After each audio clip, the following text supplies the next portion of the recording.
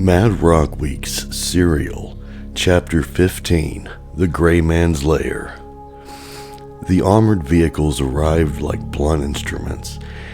Each one was the size of a delivery truck, all angles and dull paint, rolling to a stop in front of what remained of Arthur's Point Hotel. One climbed the curb with a tired groan of suspension. The other backed into the sidewalk until, together, they formed a crude V, an armored jaw closing around the building's mouth. A cruiser swept in and blocked the street. Another sealed the far end.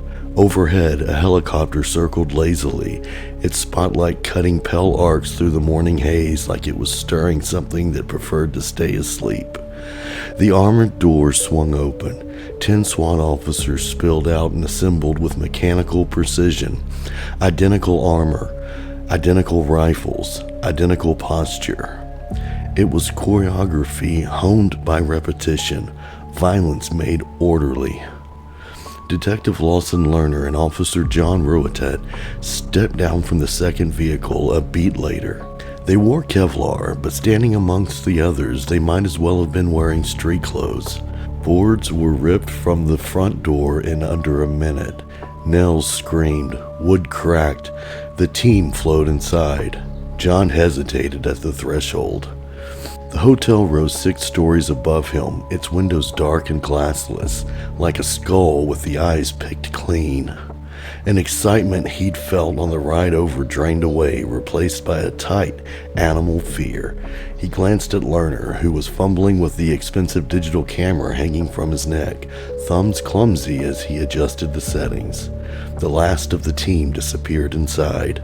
John followed. The smell hit first. Not rot exactly, not mold, something sour and old and used. It flooded his sinuses and settled behind his eyes, making him blink hard as his brain tried to name it. The lobby opened around them. Once it had been grand, John could almost see it. Polished floors, velvet ropes, a desk staffed by men who knew everyone worth knowing. The hotel had hosted local legends and passing celebrities back when Arthur's Point pretended to be respectable. Now it was a hollow shell. A warning. John had read enough history to understand what had happened here. Moral crusades, purges, the slow dismantling of power structure that, however ugly, had kept order. When the controls vanished, chaos didn't go away, it just changed hands. His gaze snapped into the center of the lobby. The room was empty. No furniture, no fixtures, just dust and rot. Except for the platform. A 5x5 wooden pallet set dead center on the floor, reinforced with steel rods. Like a coffin, someone had decided to stand upright. Thick maritime rope ran from each corner, rising to a heavily interlocking clamp suspended several feet above. From the clamp, another rope disappeared upward into the darkness. A loose end dangled back down. A pulley. John felt his stomach tighten. This wasn't built in a hurry, he muttered. Lerner didn't answer. He was already photographing it. 3 SWAT officers moved toward the staircase on the right. The stairs climbed higher than they should have. The open lobby ceiling warped perspective, making distance unreliable. A balcony ringed the second level, and John imagined a chandelier once hanging where the ropes now swayed gently, stirred by unseen air. Movement caught his eye, then collapse. The lead officer vanished as the stairs gave way beneath him. Wood snapped like a gunshot. He dropped through the structure into the darkness. The scream came a moment later. The 2 officers behind him froze, rifle snapping down and toward the hole. Their lights stabbed into the black beneath their boots. At floor level, 2 team members kicked open a door beneath the staircase, a storage closet built into the foundation. Inside waited the answer. The room was packed with sharpened objects, spears fashioned from scrap metal, rebar, and broken tools. The fallen officer had missed the worst of them, but not all. 2 rusted railroad spikes jutted clean through his thigh, pinning him like an exhibit. Someone near John raised a radio. Medic to the Point Hotel, still running silent. No sirens, no lights. They extracted the officer carefully, reverently, as if the building itself might object to rough handling. An ambulance slid into position and disappeared just as quickly. The team regrouped inside. The staircase was abandoned. Another route would have to be found. John stood near the center of the lobby again, staring at the rope elevator, the dark floors above it, the boarded-over windows that let nothing in and nothing out. The hotel felt different now, not empty, aware. Whatever lived here had expected them. And somewhere above, in the dark, the rope vanished. The layer was listening. Chapter 15B. The Gray Man's Lair, Part 2. New orders. The SWAT team leader barked like a command he'd practiced in the mirror. Secure the entire building first. He glanced back at the detectives and smirked. Probably best you dicks find a comfy place to sit. Don't seem too safe outside. The sweep began. Slow, methodical, maddening. Room by room, step by step. Time stretched thin. Lerner claimed a patch of floor next to the south wall and dropped down like he'd been waiting for permission. He dug through his satchel, pulled out one of his notebooks and a thermos, and started writing. Calm, protected, safe behind paper. John paced. The floor had once known luxury, chandeliers, dressers, laughter. Now it rotted with regret. After the first hour, his thoughts drifted, against his will, to Sarah Redding. He shut that door fast and slammed another open. His wife. Their problems came rushing in, loud and suffocating. His breathing tightened. Panic crept close enough to feel. Then, uninvited, Sarah again, dancing from the night before. His steps slowed, his patience thinned. It's what we do, Lerner said, never looking up. What? John stopped and stared at him. Lerner set his pen down. Wait. It's what people like us do. We wait for the next crime. Wait for the next piece of the puzzle. He sipped from his thermos. You should get used to that. How long is this going to take? John stood over him now. As long as it has to, Lerner shrugged. Can't rush this. Too much is on the line. First floor clear, someone shouted. Begin descent to the second floor. John dropped to the floor with a heavy sigh. The SWAT team's voices blurred into background noise. Clear, clear. Found another one. Soft wood. John's mind wandered again, this time to Garrison Green. He pictured Green painted on the side of the wall, slipping through the wreckage on rat instincts alone. The image twisted, morphed, until Garrison became a giant rat scurrying through rot and shadow. John snorted quietly. How does a rat move around? He asked. Without missing a beat, Lerner said, with his feet? No, John said. I mean, how does he get around? How does he get into this hotel? Garrison. He paused. He's the poster boy for don't pick this guy up. I doubt he's hitchhiking. The crave hit him then, sharp and surprised. A drink. The first real pull since college. Train? Lerner stood and stretched. Trains don't stop in the Point, John said. They might slow down, but nobody stops a train here. Slow enough to jump, Lerner offered. Maybe. John crushed the last of his energy drink. What about water? Lerner grinned. Now you're thinking. Nevers River could take you right in. A rusty old aluminum boat could make the trip. He loved theory time. It didn't have to be true. It just had to keep the mind working. For Lerner, an idle mind was as dangerous as a bullet. Drainage ditches for cover, John said, confidence returning. Waterways keep them hidden. Fifth floor clear. Begin descent to 6.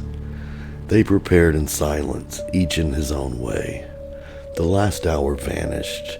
What had crawled before now sprinted. The SWAT shouts grew faster, louder. A drumbeat of discovery. The call-out sounded like chants. Something ancient, something wrong. Then, silence. Footsteps echoed through the decay, slow and deliberate, until the SWAT leader stepped into view. You're going to want to see this. The smell hit first. Rotten, heavy. It took effort not to gag. Should we get hazmat? John asked. They won't come. Lerner stepped onto the 6th floor, eagerness flickering through him. This was a long time coming. The ballroom sprawled open, walls torn down years ago, the remains scattered like bones. Lerner's camera flashed, struggling to capture the scale.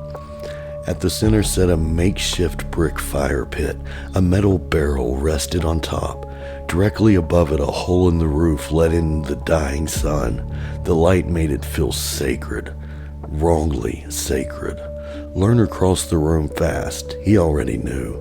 John's attention locked onto the northeast wall. 6-sided diamonds, hexagons. Symbols scratched deep. Below them, the floor was stained dark. Old blood, chop marks. He photographed everything. We need forensics, Lerner shouted. He followed drag marks to a jagged hole in the floor and stared down. A bucket set nearby, stained. A chill crawled up his spine. What is it? John asked. Human remains? Lerner said. And waste. He chewed up an unlit cigar. Let's find out. John handed him gloves. Time's up, the SWAT leader barked. Begin exit procedure. What? Both men shouted. We can't leave now, John said. We just uncovered. My job is to get you out by sundown. The leader pointed to the door. That's 30 minutes.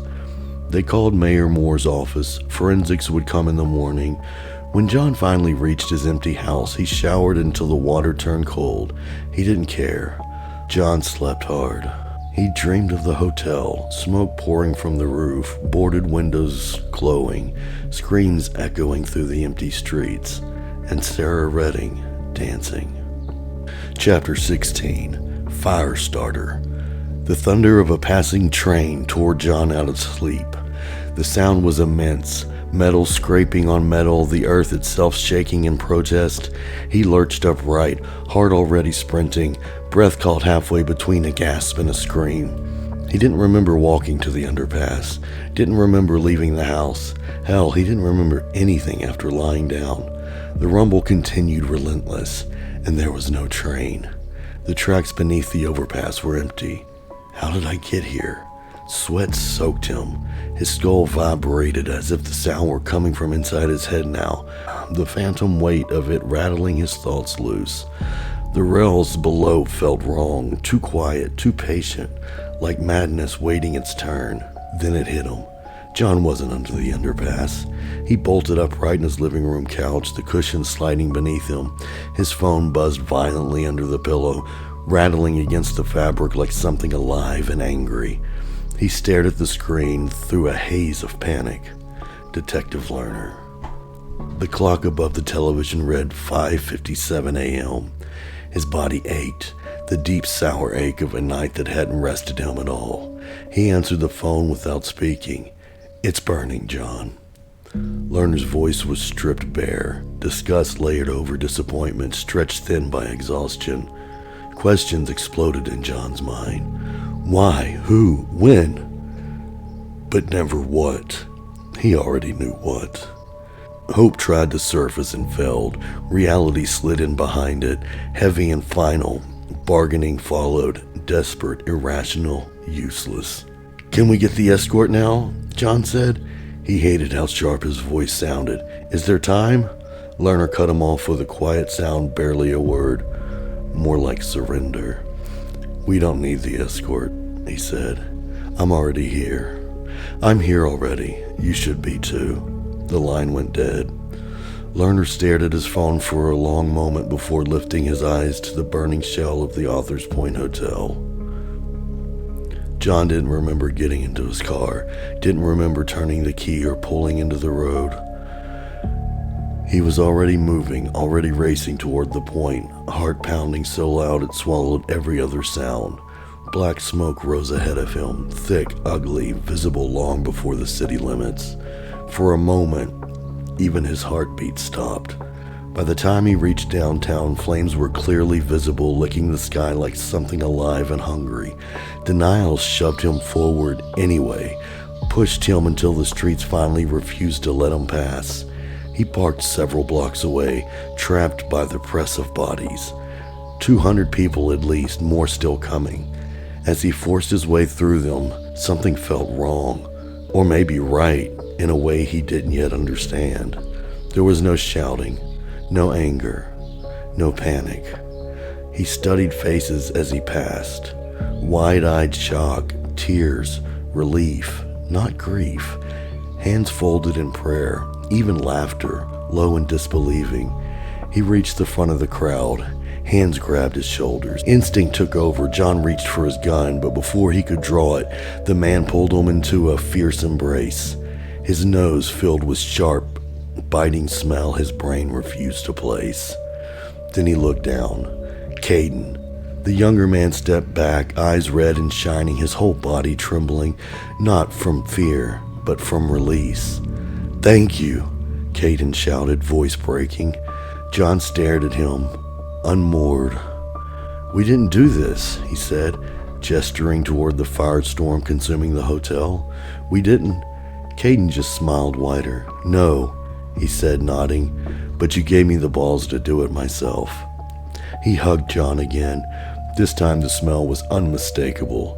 Gasoline. Caden let go and turned back toward the blaze, watching flames claw their way skyward. John stood frozen, caught between horror, understanding, and something dangerously close to relief. He found Lerner near the front of the crowd. They stood shoulder to shoulder, saying nothing. John scanned the street. Police officers stood with hats pressed to their chests. Firefighters watched without moving. Young men in rival colors stood side by side. Elderly couples clutched each other's hands. Parents lifted children onto their shoulders so they could see. The crowd stretched on, block after block. No one tried to put the fire out.